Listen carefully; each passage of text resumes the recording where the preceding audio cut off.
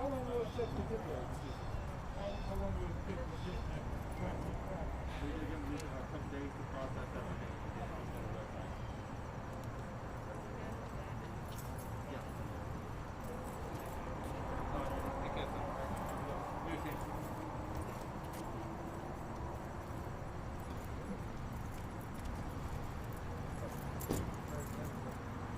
Oh yes, we were just waiting for Terry. What's up? Oh, we're having a press conference. No, I mean, yeah. Stop. Okay. That's all. Yeah. We just want to make sure she's here when we get started.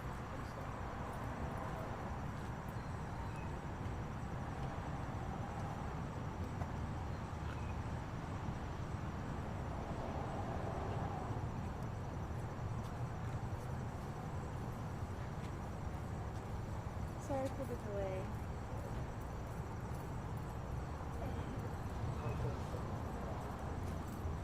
Oh, really? Oh, they did? Oh, yeah, she was coming around near College Park at the time. Yeah.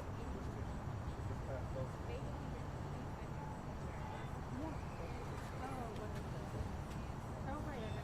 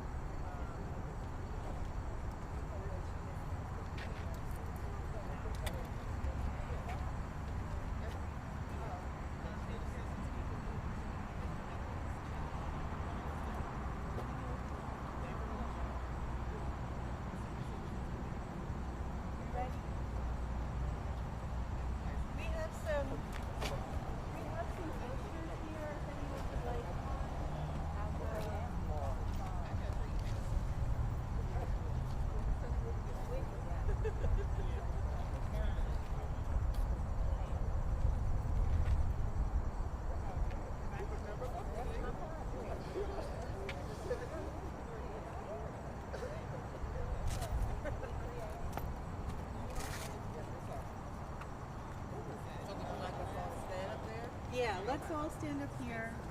Let me get started.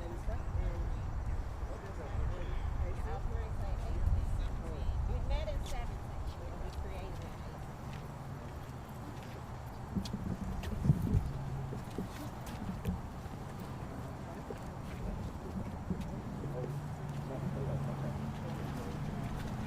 Let me know when you stop right. Let me just set this here. Okay, that's fine.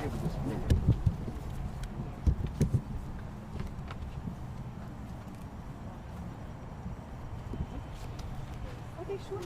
Give her a little time to adjust. Yes, totally. Yeah, thank you.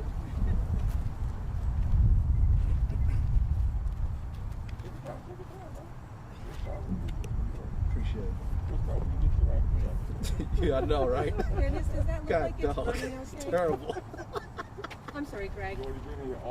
I know, right? It's been so long since I've seen human beings. Sound like my cousin. He do the same thing to me, man. Nah. Oh. Michael, good morning. I'm sorry I didn't get to speak to you. You go ahead, man.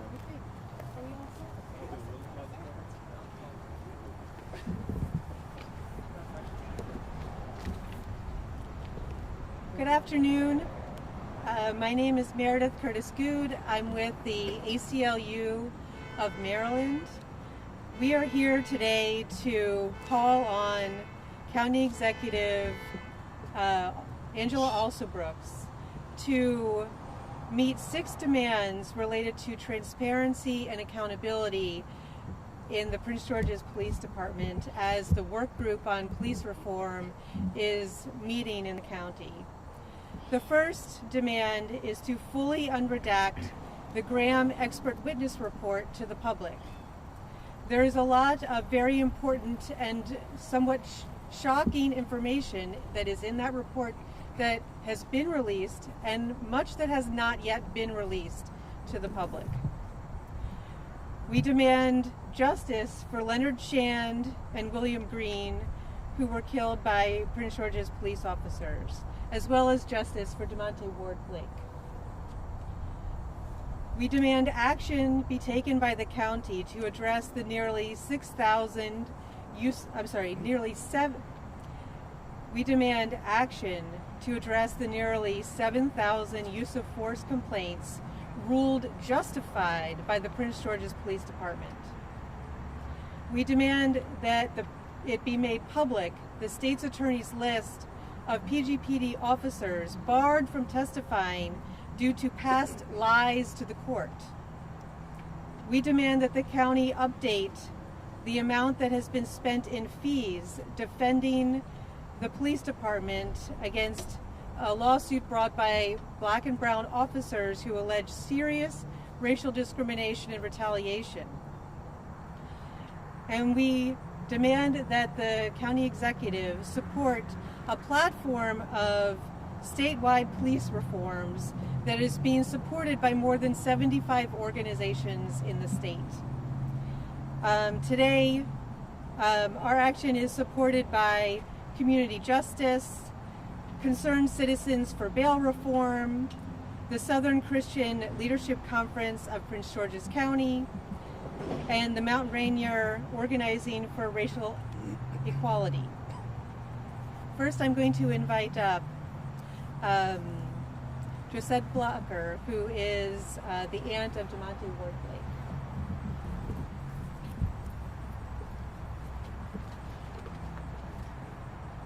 Hello everyone, my name is Josette Blocker. I'm the aunt of DeMonte Ward Blake, and I'm speaking on behalf of him and all the other victims of police brutality here in Prince George's County.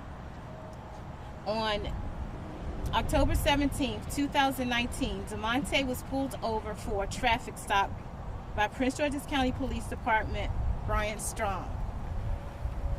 Inside of the vehicle with DeMonte was his girlfriend's daughter.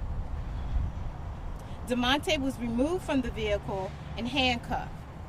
While in handcuffs, DeMonte was slammed to the ground, and as a result of the excessive force used by Brian Strong, DeMonte suffered a broken nose, neck, and back, and is paralyzed from the waist down. Our question is, why did this happen? We know how. Brian Strong did not follow the procedures that officers are trained to adhere to when a person is in their care and custody.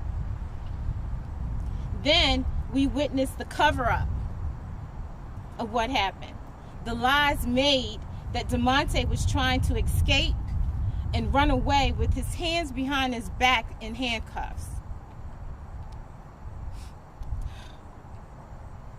And then we hear from Chief Stawinski, who just said it was a horrible accident.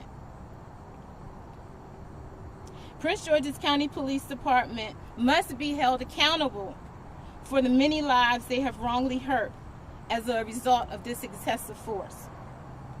My appeal is not for everyone's sympathy, but what I would like is to appeal to the legislators' moral conscience regarding the laws that they can help change, that will protect us all. My urge is to repeal the law of enforcement, Officers' Bill of Rights, create statutory limits on police use of force, and expand the Maryland Public Information Act to allow discourse of police misconduct and investigatory records. Behind me stands, and I am a concerned citizen. We're looking for community justice. We have loved ones that have been hurt, and we need the Prince George's County Police Department to acknowledge those deaths, to acknowledge our pain, to not just keep asking us to trust them without transparency for us to review. I pray that the names down here that are listed that we hold up will be remembered in a good way. And I pray that this battle that we go through, guided by God, will help the moral conscience of our legislative leaders. I pray that our mourning will turn to praise, and I pray that these graves will turn to gardens. I bring God into this right now, because we've been talking to some dead walls, and it's time for justice to happen.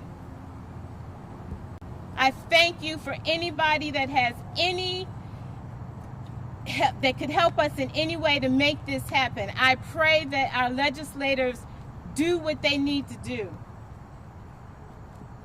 This brutality not only hurts the victim, it hurts the families. We all are suffering from this loss. I thank you for this opportunity to be able to speak to you and to share to you my hurt, my pain, what I go through every day when I think about my nephew who is not able to walk again, whose life has been completely changed, and the officer is able to move about without any recourse. He's indicted, but he still gets to walk. My nephew doesn't. Thank you.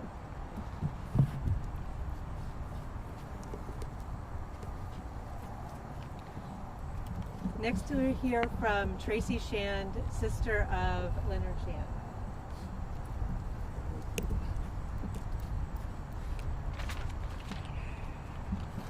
Hello everyone. My name is Tracy Shand. I am Leonard Shand's sister. My brother Leonard Shand was unnecessarily killed by police on September 26, 2019. So when the ACLU asked me to speak at a press conference to call on Prince George's County Executive Angela Alsobrooks to act on their police accountability demands, I jumped to the chance to tell my brother's story. One of the many concerns I have with the way the police handled the case of my brother is their attempt to downplay the fact that an officer threw a flashbang grenade at Leonard immediately before shooting him and killing him. I'm sorry, excuse me. Let me just take this off. Their expert report on the shooting implies that the use of the flashbang immediately before killing Leonard may have simply been coincidence. But as written in a Washington Post op-ed on October 2019 by Maureen Gray Hopkins, president of the Coalition of Concerned Mothers, who wouldn't run from an exploding flashbang? And in the same article, the ACLU of Maryland stated, the police created a more dangerous situation and then used the inevitable results of their actions to justify to shoot him. Furthermore, when my brother and I met with police investigators after my brother was killed, we were told that we will not be able to see the footage of the shooting. However, shortly after, TWOP News stated reports that Bob Ross, president of the PG County NAACP, viewed the police body cams right after the shooting. My family and I have more interest in seeing the footage and obtaining information about my brother's death than Bob Ross, but we were denied any access to those videos. As of today, a year after my brother's death, my family and our lawyer have still not been provided all of the body cam footage and cameras in the area. We have still not been able to see those cameras as of yet. Just yesterday, I went to go file a complaint in the City of Hyattsville Police Department.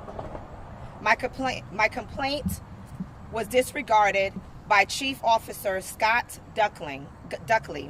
Scott Duckley told me, to save you some time, nothing will be done with your complaint. The criminal case is over.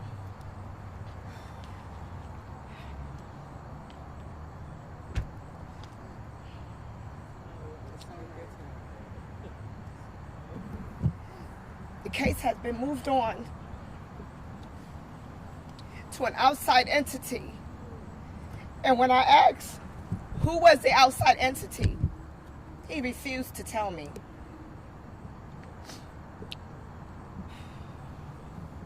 The Hyattsville Police Department would not accept the complaint that I tried to file against them, against the officers that killed my brother.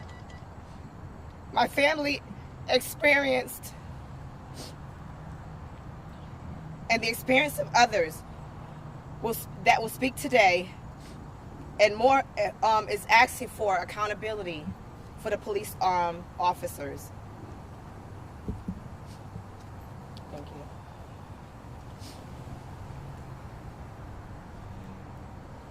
That is why I am asking Ms. Alsobrooks to support the 6 police accountabilities and reform demands. It is a shame that I have to come up here 6 years later. I mean, not 6 years, sorry. A year later. My brother's death, the anniversary will be tomorrow. And it's horrifying to come up here and have to tell you guys that change needs to happen in PG County. How many years you hear people saying the same thing? We asked you last year. We asked you last year. We asked you 5 years ago. We asked you 10 years ago. When are you going to get it in your heads that we have to change? You cannot expect people to trust you and support the government if you do things like this. I always said, you know, I stay in my little corner, just don't knock at my door. But when you killed my brother, you knocked at my door. So I can't stay in my corner no more. I have to come out with everybody else and support the community of the Black and the Latino people. This is the community of the minorities. When you read the reports, the percentage is there, and you choose to come here and put in your destructive police officers that obviously have an upbringing that is very violent, and you say one thing to us, live within our laws and within our rules, and when we do that, you teach your officers something different, and then you make other laws to let them get away with it. How is that right? I'm going to stop asking you how is it right, because you already know what your agenda was from the beginning. All I am saying to you, support what the people are telling you and make the changes, because long run, short catch. Thank you.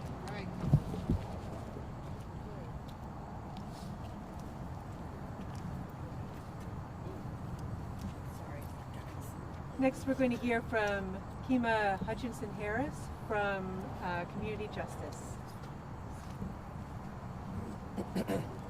I want to know if y'all can hear me with my mask on, because I'd rather keep it on, okay? All right, I'm Kima Harris from Community Justice, but more importantly, I'm Kevin Sneed's mother. And you've heard stories like you hearing today, and you've seen them played out on the news.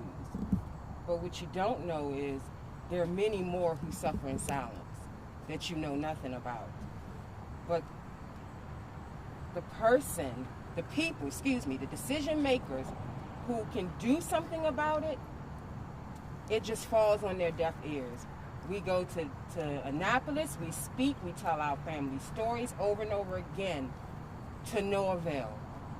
We're still here years later speaking about the same stories that you heard when Archie Elliott was killed, when Gary Hopkins was killed. Okay, we're still dealing with the same stories. It's starting with the police, yes, but it can stop with the officials, people. Until the public holds the officials accountable for not doing anything to keep us safe from police brutality, we are going to go through this over and over again. But the difference is, if we stand up, if we hold them accountable, they can't do that. They can't laugh in the public face while they voted nay on laws that keep us safe. I want to talk about what the county exec in this building can do right now to keep us safe. She can hold those officers who have complaints of excessive force, and deadly force accountable. The board does not stop her from doing that. We've seen officers indicted. We've seen officers go to jail. So we know they can be held accountable. There's nothing stopping these officers from being held accountable. Trust me, the board is not doing it. It's just the officials are not holding them accountable. We've been asking for years for this madness. This is terrorizing our communities, you guys. You don't even know the impact it leaves. You hear the brutality, but you don't know the mental trauma that's left behind because of the police brutality. Not only to the survivor or the impacted person, the person that died, but the community.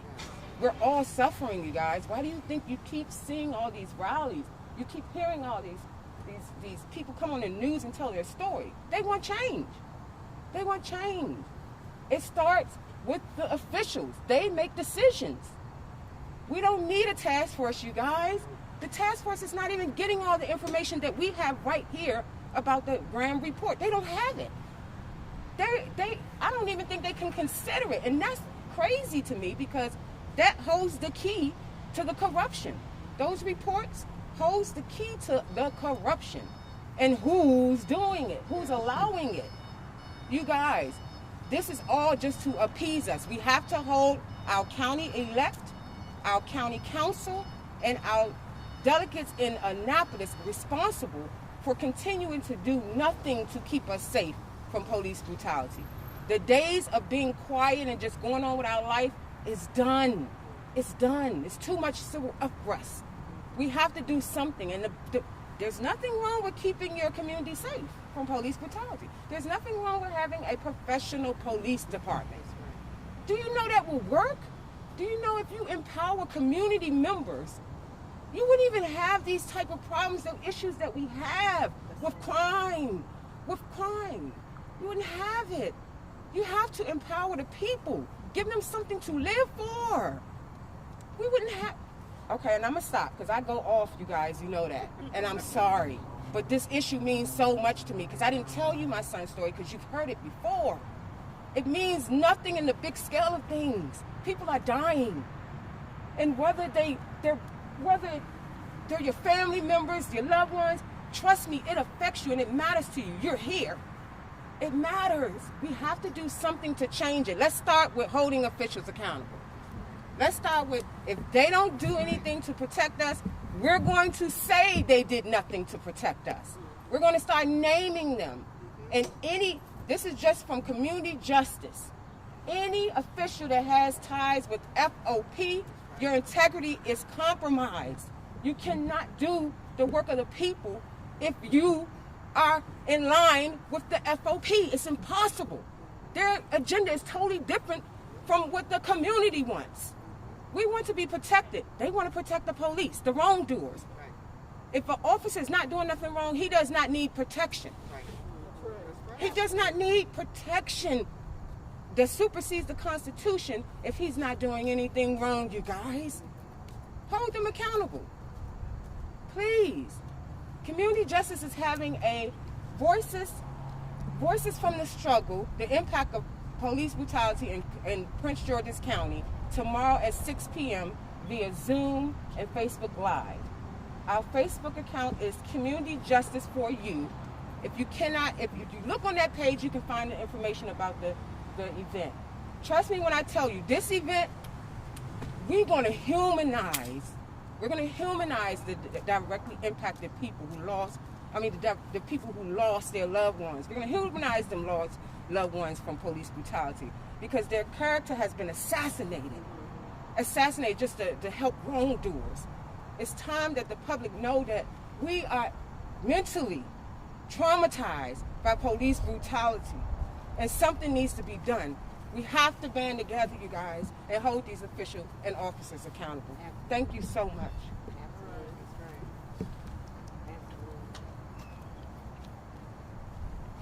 Do you have any questions? Miss Shan,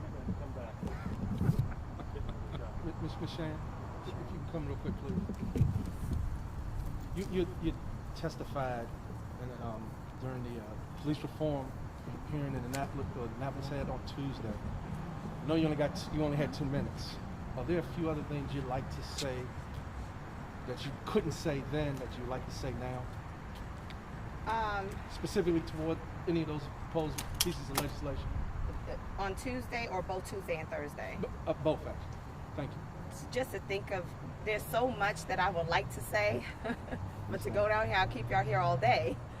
But as far as the transparency goes, I do feel that, in my personal opinion, I do feel that Prince George's County do need transparency with the police officers. There's too many hidden secrets, not only amongst the community and the police, but also between police and police. You know, when police officers, the good ones I'm talking about, are out there and they're trying to make a change and they're trying to support the community, they're trying to bring everyone together and let everything work, and then you have a rotten egg in the barrel that's going to spoil the bunch, that comes out and he wants to abuse the community. He's being told by his supervisors, go and monitor those Latinos. They're doing something wrong. Go monitor those black folks. You know, some type of criminal activity is going on. When things like that happen, you know, when you have officers coming out and they're speaking out and they're telling you, it's all over the media, it's all over the news, what the officers have to say. And then you look at the community and say, but we have to do this in your community because you have the higher crime rate. Not calculating that the police officers are actually a part of that higher crime rate. When they say that that complaints, citizens aren't filing complaints. I'm a witness. I went yesterday to file a complaint because what did they say on Tuesday? Citizens aren't coming in and filing complaints. So I said, okay, I'm a citizen and I have a complaint. And I went and filed one. And what did Scott Dunkley tell me? The case is closed. There's no more criminal case. Let me save you some time. He's not going to take the complaint. Can I ask you about the hearing, the Senate? I know you're here. The Senate is had hearings. You testified, right? I saw you. Is that not part of the process? Is that not good enough? Do you expect nothing to come from it? Would anybody want to weigh in on that? I mean, we had 3 days of hearings. Do you think it's going to do any good? Did anybody want to speak before I speak? Okay, so let me answer it. I'm going to answer it this way, and I'm going to break it down in small terms, okay?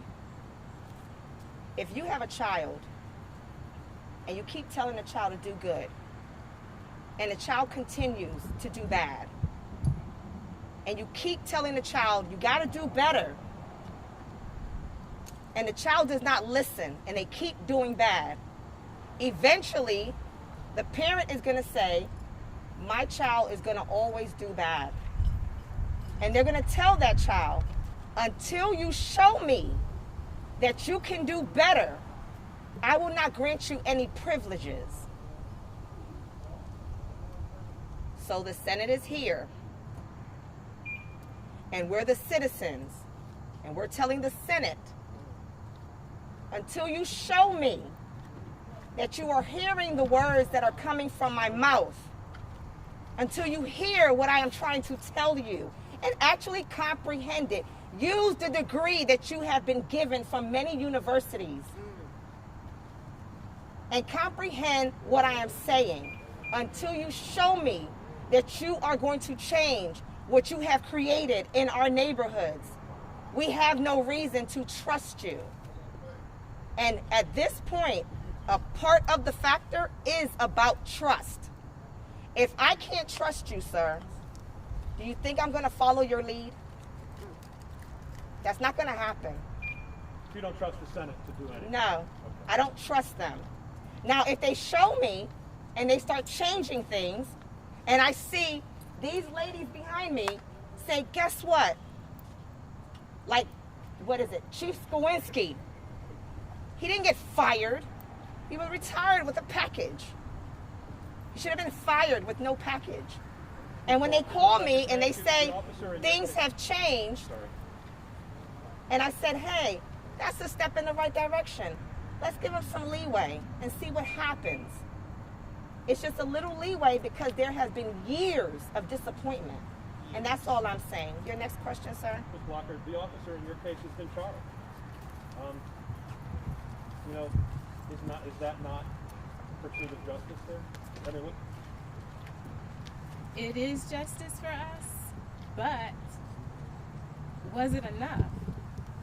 You know, we're thankful that did happen, but I have to speak on behalf of all the other victims that are out there, all the other ones that didn't get the justice like we did, you know? So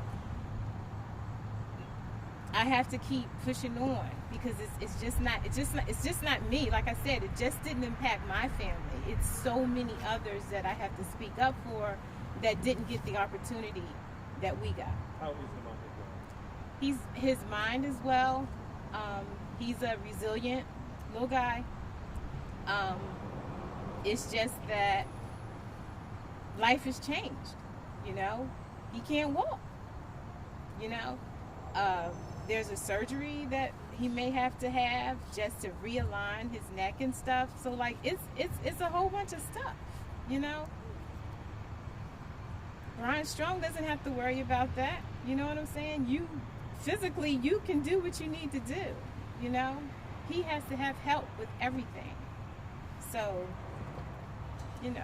Were you satisfied with the charges, with them being misdemeanors? No. What were you hoping to see in terms of charges? I just feel like there was more that they could have done. They could have, they could have done more. It just doesn't add up to what he did, you know, and it could have been more. More serious charges? More serious charges. One from the Shan. So, for you, Oh, sorry. no, you got Got confused. for you, I just wanted to clarify, what would justice look like? Is it punishment of the officers? Is it something else? Per bullet point 2, ensure justice. With my brother? Okay. Justice will look like this for my brother. There were 12 officers, okay? And a lot of things might have went wrong. But the major thing that did go wrong was that illegal flashbang and the beanbag. Okay? So, if those two things wasn't done, what they should have did was, let me say this, they should have called the medical unit, because my brother lifted up his shirt. I'm sure some of you saw on the news. He lifted up his shirt and he said, Officer Whiting tried to kill me last year.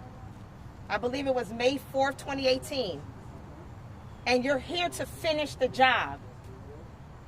And investigators, police investigators came to my house, to my mom's house, and stated 99%, quote unquote, 99% of the time, my brother was talking about the case that happened last year. Anyone here has the common sense to know that is a person that is going through automatic stress. They're going through something. They're traumatized and they're afraid. The medical unit should have been called. The family should have been called. Somebody should have been called to come in to try to calm the situation down so that they can have results on whatever they was trying to do. But going in and shooting him with an illegal flashbang that wasn't supposed to be there in the first place, and then using it incorrectly, and then when he goes to make a step, all officers start to shoot. So if I throw these Prada sunglasses at you, right? And let's say it was a flashbang that's going to explode, would you not move? You just answered yes. Would anybody here say, no, I wouldn't move, I'll stand right there and let you throw it at me? Nobody here would say that. So they enticed it. The simplest move, and if you watching it, just think about it. Use our heads. Let's use our brains. We all have degrees out here.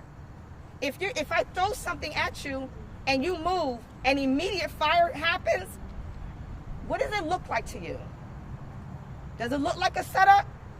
Because why did you shoot immediately? And why did it take 44 shots to take one person down that did not have a gun?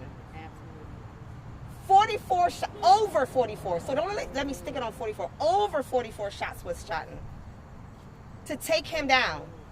So other things start to circulate in my mind, but I'll keep that to myself because you do not ever want to speculate. You want to go by what you see and take it for what it is. Does that answer your question? Sort of. I think the follow-up is, like, given all of that, what then do you want to see? Like, is it an investigation into what, or? The officers should have been indicted and went through criminal proceedings.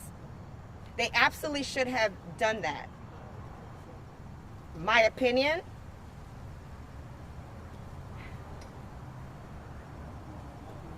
when you just have one angle of our government giving information to the grand jury and our lawyers aren't able to give information and talk on their side, and then they make a decision, well, we're not going to prosecute. It took them a whole year to decide this. Almost a year, let me say that. So all the officers should have been indicted and went through the protocol of the process of the criminal justice system that they say is supposed to protect our community. They should have went through that. And if they had gone through that and then everything came out the way it did, then at least they went through due process. But because they did not do that, that stands to be a problem for me. Thank you. Does that answer your That question? does, yeah. Thank you. Okay. Did you have any other questions for me before I step aside? Thank you all. Thank you. Did everyone get a flyer with the demands? I did not. You have an extra? Yes, some extras right over here. Let's see. I'm sorry? Hey, man, I have. Did you need one? No, I'm good. I got one. I got one. Thank you. Can I say one thing, Myrna? Yeah. Can I say one thing before you guys go? It's important that we let the community know that we also want our state's attorney to look at this report and indict some of these officers who are walking around with 48 excessive use of force complaints and still policing the same communities. We want those officers indicted. And Brad, to your point about the indictment on Strong, second degree assault, which is a misdemeanor for paralyzing a man for life, that wouldn't be the same charge I would get. And that's a problem. We need our state's attorney to charge these officers like she would definitely charge a citizen. Thank you so much. Thank you.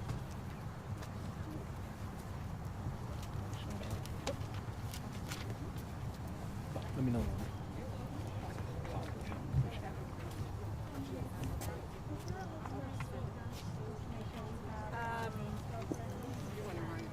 I can write them I down. got stuck in that traffic, so I Do- had to order. Let's see if I have a. Yeah. Do you want me to? I did. So I missed you completely. Do you want me to write it down for you? Sure. I'm sorry. Do you have good handwriting? I don't normally have very good handwriting. So you're Meredith at the ACLU? Yes, that's right. Okay. ACLU. Yeah, she said